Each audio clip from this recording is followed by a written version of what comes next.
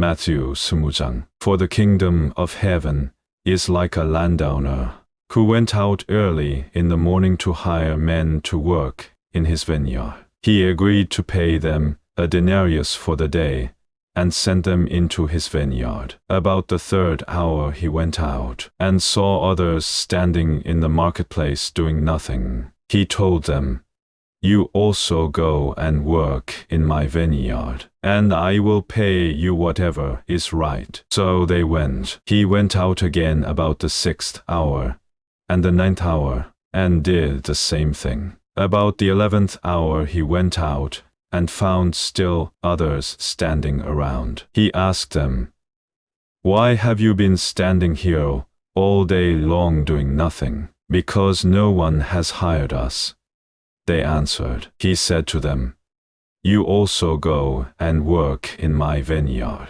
When evening came, the owner of the vineyard said to his foreman, "Call the workers and pay them their wages, beginning with the last ones hired, and going on to the first." The workers who were hired about the 11th hour came and each received a denarius. So when those came who were hired first, they expected to receive more. But each one of them also received a denarius. When they received it, they began to grumble against the landowner. "These men who were hired last worked only 1 hour," they said, "and you have made them equal to us, who have borne the burden of the work and the heat of the day."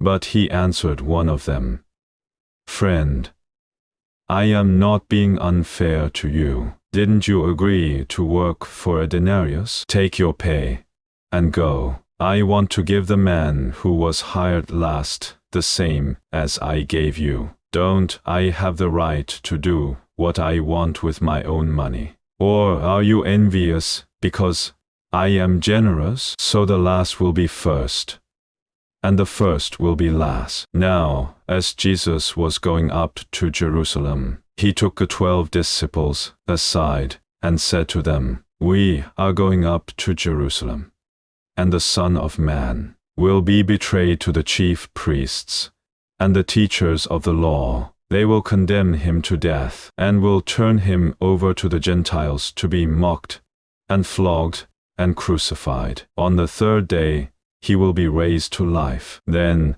the mother of Zebedee's sons came to Jesus with her sons, and, kneeling down, asked a favor of him. "What is it you want?" he asked. She said, "Grant that one of these 2 sons of mine may sit at your right, and the other at your left in your kingdom." "You don't know what you are asking," Jesus said to them. "Can you drink the cup I am going to drink?"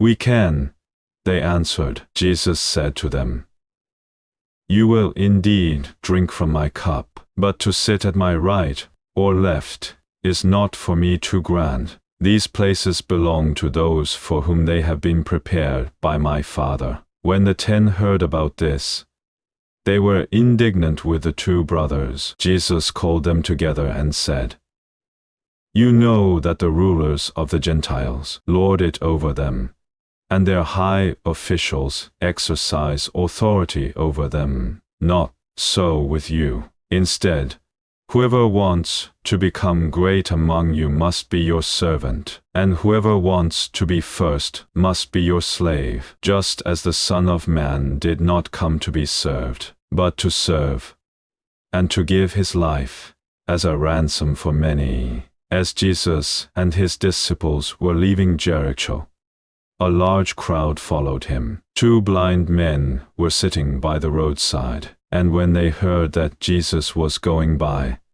they shouted, "Lord, Son of David, have mercy on us." The crowd rebuked them and told them to be quiet, but they shouted all the louder, "Lord, Son of David, have mercy on us." Jesus stopped and called them. "What do you want me to do for you?" he asked. "Lord," they answered, "we want our sight." Jesus had compassion on them and touched their eyes. Immediately they received their sight and followed him.